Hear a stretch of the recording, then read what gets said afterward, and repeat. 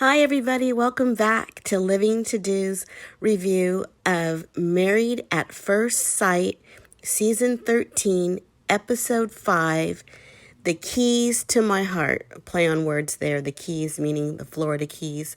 We're back looking at the couples still on their honeymoon at the Isla Beach Resort in the Florida Keys. First, I'll talk about Zach and Michaela, because there's not much to talk about. We see that Zach is saying he doesn't feel well, that he hasn't had much sleep or much to eat. Later, we find out that he has been diagnosed with COVID, which we kind of assumed, and yeah, that's what it was. Which is, it's really sad to be on your honeymoon, especially with someone you don't even know, and you get sick like this and you have to be separated. And he tells Michaela, and what we see of Michaela, and it could be editing, but she is complaining about all the outfits that she won't be wearing. I mean, your new husband has been diagnosed and is suffering from a potential deadly virus, and you're complaining about the outfits you won't get to wear? Michaela, get your priorities straight. This girl is so immature. Oh, my goodness. And I just, I hope it's just the editing and that she did have some concern about him. And he's in the same room filming with her, trying to comfort her. She doesn't need comforting. I mean, it's sad that you won't have your husband on your honeymoon, but he is sick. I mean, that is so stressful to have to comfort somebody else while you're not feeling well. We also see Michaela later call Rachel to inform Rachel that her new husband, Zach, has come down with COVID. At the time, Rachel is sitting with her husband, Jose, and this is the first time that Michaela sees Rachel's new husband. And they definitely feel sorry for her. They ask her how she feels, and of course she feels sad, because it is sad. It is sad. It's disappointing. Later, Rachel gets off the phone and she tells Jose, that if it was them, that she would take bed sheets, tie them up, and hang them out the window to get to him. I think she's just super infatuated at this point. They're always together, kissing and everything like that. I'll get back with them later. Later in the show, we see Zach. He has the camera on himself, and he's explaining how he feels, that he has the chills. It was hard for him to walk, and that he did not lose his sense of taste and smell. And that's, I'm glad for that's one small thing. I hope, that he does get better. Hopefully, and he does. I see him in Unfiltered, so he's okay. Michaela, at the end or sometime during the show, they show her flying back to Houston by herself, and she's sad that she has to go home alone on her honeymoon, and hopefully within a few days her husband will be able to join her. Okay, let's move on to Brett and Ryan. Ryan's just not one of my favorite people. I don't know. We see them talking about needing sunscreen, or at least Brett is. And I didn't really catch it, but it sounded like he was saying that it would take more than one person to put sunscreen on her. I didn't know if he meant because she was so pale or she was so big. I didn't think it was funny. But then we see them getting along, and we see him asking questions about his new wife, which, he didn't seem like he had a real interest, but he's asking her questions, which is a good sign. Let's hope it continues.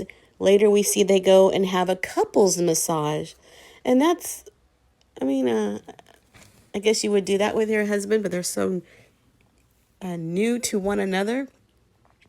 I don't know if it's a little too soon, but anyway, I don't think I'd turn on a massage myself. But anyway, we see them talking. as they're having their massage, and Ryan, he asks about kids, that he wants kids, or he talks about he wants kids now. And I just thought that's okay to talk about, but he says that he was an affectionate person. I kind of see him kind of touching her as he talks, and that he's sexual. And he looks like he wants sex now. The way he looks at her, he looks like he wants her just for sex. That's what I get with him. That's her main reason for being around him, is for sex. Later, we find out that he wants 2.75 kids. And if he could, twins would be better. He said two boys and a girl, but twins would be better. I think that's cool that he wants kids, and the idea of twins does not scare him. Brett, it seems like she could have gone either way with kids. It seems like if she had a husband who didn't want kids, and she would be fine with that. And having a husband that wants kids, she's also fine with that. I don't know if she's fine with it right now, but the way the way Ryan looks at Brett, he wants kids now. He wants sex now. It's just the way he looks at her. It's kind of disgusting to me. It doesn't seem like he's interested in her, that he wants to get to know her. She tells him that her attraction to him is growing, and he kind of says the same thing back to her. But again, he just looks at her like she's a piece of meat. I hope she doesn't feel that way.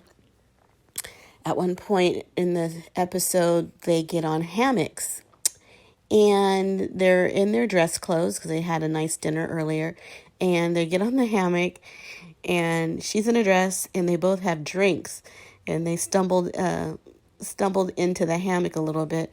I thought for sure that thing was going to turn over, but unless they had a take two, they had to do it again.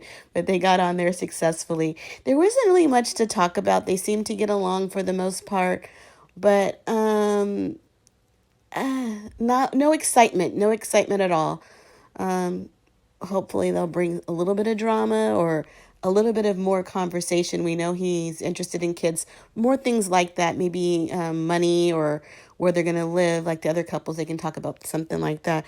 But right now, they're a little boring, and I don't think it's Brett that's a little boring. I think she's just with a very boring guy. Okay, so let's see who's next. Okay, next let's talk about Rachel and Jose. I really like Rachel. She's getting to be my favorite girl on the show. I like her maturity. She mentions that she wants to know the differences between her and her husband. That's interesting. It's not everything has to be, we're so similar, we're so exact, we're perfect for one another. She realizes, no one's perfect, and she wants to know the differences. She has an interest in that. And she has a conversation with her husband, and she tells him some things that he's been doing that she doesn't particularly like feeding her. She doesn't want to be fed, and she doesn't want him brushing her teeth. I mean, it's such a weird thing to have to tell another adult some things like this that you don't want from them. I think she's just very mature in setting her boundaries, and I like the way she does it. She just seems like someone who's definitely worked on themselves. She communicates her feelings, her wants and dislikes, and she doesn't have to be mean when she's communicating that. And I think when the person that is receiving that information, it doesn't hit them so hard. You don't have to be harsh with it. You can be nice and let them know nicely what you don't like. And I think she did a good job in doing that. Jose, he explains that he just wants to take care of her, which is great. I mean, I would love someone to take care of me. It's really nice, but he's like an overzealous CNA. She doesn't need all that. But he just wants to provide for her, and I think that's how he shows his love. which, they do seem they show their love to one another where they're very affectionate. They're always touching and kissing. And I think they do really enjoy one another's company. But sometimes you can smother someone to death with just doing everything for them, especially when they're used to doing stuff on their own. They're still trying to grow as a person. They don't need you hovering over them and not allowing them to breathe. I think he just needs to recognize that people don't always want that. It's nice to have someone in your corner and a partner in life, but you don't want to be smothered. They go out on a fishing expedition. Looks like fun. Rachel's excited. She wants to catch a fish. She wants to do it herself, which is great. And she's out there fishing. They show her how to cast the line, and she does, and she catches a fish. Now, what is really interesting, she's so independent. She wants to catch this fish on her own, but we see in the video that Jose is really in the fish that she caught. So you're not 100% independent, which is great. I think she should make Jose feel like a guy, a man, and let him do some of the little things, some of the heavy lifting. They do have a conversation later about whose house they're going to live in. Rachel, of course, Jose owns his home, and he owns 2 homes. He won't let you forget that. And Rachel doesn't seem like she wants to live in his house because some people are okay with that. Again, she's independent, and she already knows going into somebody else's home is not her home. It won't feel like her home. It's like she's going to be visiting. And, you just don't want to feel like that's supposed to be your permanent home. Unfortunately, I doubt they would buy something together and, maybe in the future. They just discuss kids, and they talk about dogs before having kids, which might be a good idea to see how they can cohabitate with another breathing animal in their house and see how they care for it together. They also talk about their finances, and Rachel brings it up to Jose, and she tells him it's a big concern, their finances. Sounds like she might have a little bit of a money problem. He's a stickler about how he spends his money. It's a board in his house, which, every penny accounted for. She doesn't know that yet, I don't think. I don't understand what her face will look like when she sees that board up there. Rachel says, she's not the best with money. She will do things, splurge. She got a credit card just so she could go to Europe. I think Jose cringed at that, I'm sure he would have paid cash, which would be ideal. And that is immature, but she recognizes in herself, and she's not perfect. She wanted to go to Europe, and so she got a credit card and went. You should have saved some money, earned it, but whatever. They talk about their bills. Rachel mentioned she wants the bills to be 50-50. And Jose has a different way that he would like to do it. And it's more of him controlling the money. And of course, Rachel doesn't like that because she feels like she would be given an allowance. And that's not how she wants to live. And they talk about it, and he mentions that, about the pot of money and that she can go in there and get what she wants. But she says, she wants to sleep on that.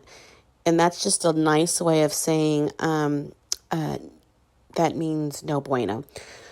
Because he wants to control the money. And that's controlling her. And I think she knows that, or she senses that. And that's just not in a position that she wants to be in. And everything's great. And we're having these nice,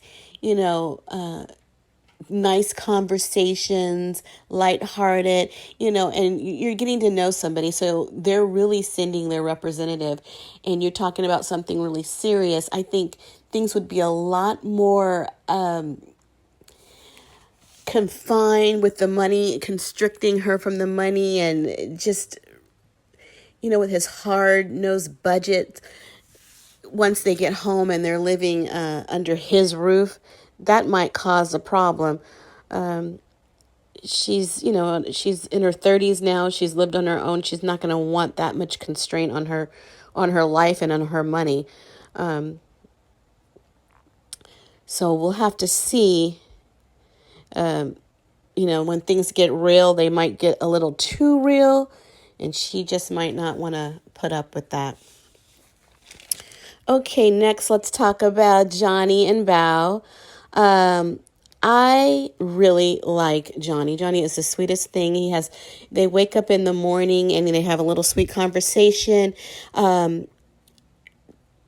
Johnny mentions to Bao that he was awakened by some small animals in the room. And the small animals in the room was her snoring. I wish they would, and I wish she would allow them to release the sounds of her snores, because I just can't believe someone that tiny has such disruptive snores. He mentions in his confessional that it did bother him, that he's a light sleeper. I just can't imagine Bao snoring up a storm like that. They're in the bed and they're talking about the bed pillow, that it muffled the small animal sounds. At one point, they're talking about their body, and it seems like they're both insecure about their body, which Bao, they both are very thin. Bao doesn't really want to wear bathing suits in public. She wears it in the house, more like a practical leisure wear. And Johnny, his body type, he mentions, is like the actor Michael Cera, who played or starred in the movie Superbad, a very skinny guy. Bao says her ideal body type is someone like Conan O'Brien. Johnny said he will give her a hall pass for Conan O'Brien if he can watch. I'm like, ooh, what? And I don't know if it was the editing, but they show Bao giving a funny face to something like that. That type of response. No anal, but you want to watch your wife have sex with another person. But Johnny loves Bao's body. He thinks she has, and what he says, quote, and I quote, a great ass. So he really likes her body. I don't know if he's told her that. But he's just a sweet, sweet guy. Johnny buys Bao a little gift. He surprises her with like a tangerine coverall. Bao thinks it's an extra large. Bao notices a tag on the shirt, and she also notices that Johnny paid full price for the shirt, over the coverall, and she tells Johnny that she's disappointed in him that he paid full price. I think she's just kidding, but she should be matched up with Jose. They go out to a nice little private romantic picnic, and Bao seems to like it. Johnny wants to talk, get a little personal. He wants to tell Bao how he feels about her, and he said there's no holding back. They had that the suspense build up, and they go to a commercial, and they come back where Johnny tells Bao that he likes her. And then there's more suspense build up to see what Bao says, that sometimes has this funny face, look on her face. And I think it's just the editing, because she does tell Johnny that the feeling is mutual. And Johnny's happy about that. He tells her, it's hard for him to tell how she feels, because sometimes the signals are hot and sometimes they're cold. And I noticed her touching him. I don't know if that is deliberate, because she knows his love language is touch, or does she touch him because she really wants to. It's just how she feels. He mentions that he's been on 100 first dates. I just love how he's able to convey his feelings. In fact, it was so sweet on how he said that. I just thought, I started liking Johnny myself. I think that Johnny was trying to set the mood for that evening. He wanted to make out with his wife. And he even tells her so. When they get back to their hotel room and they're in bed, she thanks him for the nice evening. But she opens up to him about something that she doesn't like. She tells him that she's insecure about her snoring.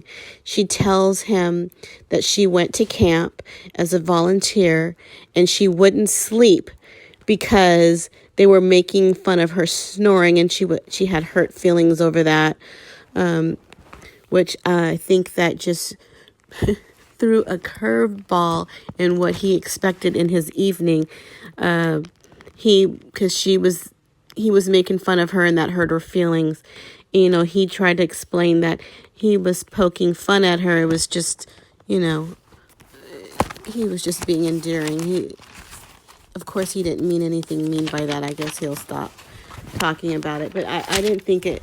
He was very playful with it. I thought it was really cute about the small animals.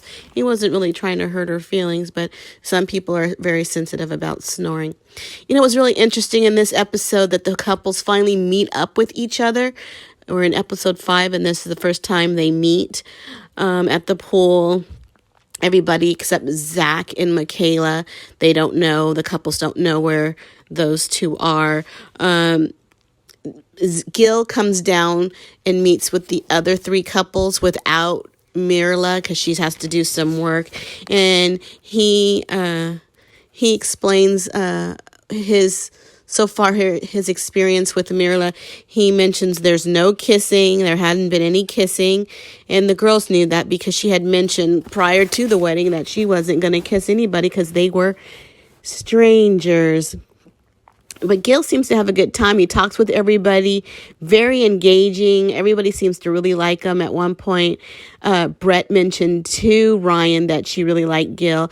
And, Ryan said that, Gil could get along with anybody, but he couldn't. But Gil is just very likable. He's playful. He does a cannonball into the pool, and I think Brett and Ryan were in the pool at the time, and he jumps into the pool with his big body. But he just loves to have fun. He makes a picture of Mirla on a ball. That's like the stunt double because the ball was representing her in her absence. He tells the couples how she's high maintenance. And I just don't know how Mirla is going to feel when she hears back from her friends. I'm sure the girls are going to be talking that your husband said you're high maintenance because you are. But that was also told to the husbands, the men that she's never met. And what will their first impressions of her going to be to them? Are they going to look at her like she is some high maintenance, bougie woman? They already have a little backstory on her, and it's not in a good light. I just wondered what their first impressions of her will be. Okay, with that, let's finish up with Gil and Mirla. Mirla says she likes waking up to Gil, because who wouldn't? And she said she likes waking up to Gil in the shabby hotel. As we see, Mirla is still complaining. I guess they ordered breakfast, we call it room service, and they get the wrong milk, or she gets the wrong milk. So she calls down to the hotel staff to get her almond milk. And they eat their meal. She mentions that the croissant is a big croissant. She complains about the hotel grounds, the grass. She complains about the marsh and that there's no beach. Gil, with that positive attitude, he just says that she has a strong personality. You know, Gil, anybody can run out of patience. You needed a reserve of amount of patience to deal with this woman. I don't know how you're going to keep that up. You couldn't keep that up for a lifetime. They discuss, or Gil asks, how happy she was on a scale, I guess, of 1 to 10. She said an 8, and that she was happy. Gil said it's not a 10, but, he was happy. Gil is laid back. They talk about her being a Debbie Downer. And Gil is so funny. At least she's not a Karen. And Mirla didn't like that. She didn't want to. She thinks Gil took it too far with that. Because who wants to be a Karen? But my goodness, someone like Mirla and a Karen, I don't even know what's better. I couldn't put up with either one. It's just their personalities. They go out to a nice little dinner, and they look really nice. I thought they were overdressed, or at least for the Florida Keys, their outfits looked a little heavy for that climate. But they were nice, and of course, Gil looks so great in a dinner jacket because he has an awesome body, and it just shows off his nice big chest. Looks strong and manly. At dinner, Gil tells Mirla what they discussed at the pool with the other couples in her absence. Then he tells her that, he mentioned that there was no kissing. Well, Mirla says, 3 dates goes by and she still may not have kissed the guy she's out with. She's just such a hard nose. I just don't know why anybody would want her. She's not worth waiting for. There's no give with this girl. They talk about gifts, and her love language is gifts, and Gil teases about getting her a Cartier, and she kind of perks up to that. And he also mentions a quilt, and she says no quilts. She's not like a granny or anything like that. But Gil rolls his eyes, and I'm thinking the same thing. This is going to get old and stale, and he's going to have to go. He's going to have to get away from somebody like that, and that negative energy that's just going to, it's just going to get too much, and he's going to probably end up resenting her. When they get back to their room, Gil has a nice surprise for her out in the balcony, and there's some alcohol beverages. I'm not sure if it was wine or champagne or what have you, and some cookies. And Gil teases her that the cookies are just like her. They're all colorful and decorated, and he calls them bougie cookies, just like her. She says she's unique and interesting, and I'm thinking, I don't see that. I don't see that you're unique or interesting. You're just a lot. But Gil, he just has a great attitude towards all this. They talk about former relationships, and Gil says that he considers a relationship something over 6 months. He's had a few of those, but he hasn't been in a relationship like that in more than 6 years. Gil is so handsome. I guess it's really by choice, unless there's something really wrong with him, because he's so handsome. The next day, they go out on a little excursion. It's a surprise that Gil has planned for Mirla, and of course, she doesn't appreciate it when she finds out that she is going to be in a seaplane. I've never been in a seaplane. I've always wanted to go on a seaplane. That's definitely on my bucket list, though I'm a little claustrophobic. But she mentions her motion sickness. She has a lot of complaints. They actually get up in the seaplane. They're supposed to go somewhere to go jet skiing.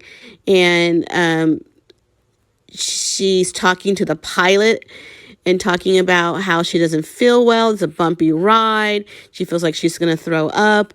They told her to get the bag. She even asked the guy to land the plane. Oh my God, people don't land planes on your command. Who does she think she is? She gets on my nerves so bad. I bet that pilot was happy to see her go. But of course they had to fly back too. We didn't see that part, but Gil is just way too patient for her, with her. I don't know if he's going to abruptly lose his patience because he is not going to be able to keep this up. We show them headed to bed. They're in bed, lying down, and she says she's sleepy, and Gil says she's closing her eyes, and he mentioned something about weighted lashes. And she can't wait to get her lashes done because she doesn't want to look like SpongeBob. And we're like, SpongeBob?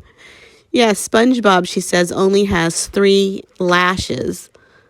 I just never noticed that. I never really watched SpongeBob. But that was something unusual, observant to take notice of, Mirla. I don't know how this is going to end. I just don't see this working out at all. Actually, it's difficult to watch her. She is not interesting. I find her boring. I don't like mean people. I don't like people treating other people badly. That's not entertainment for me.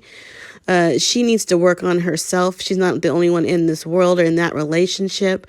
I don't know how she gets along with anybody. But let's see what happens in the coming weeks.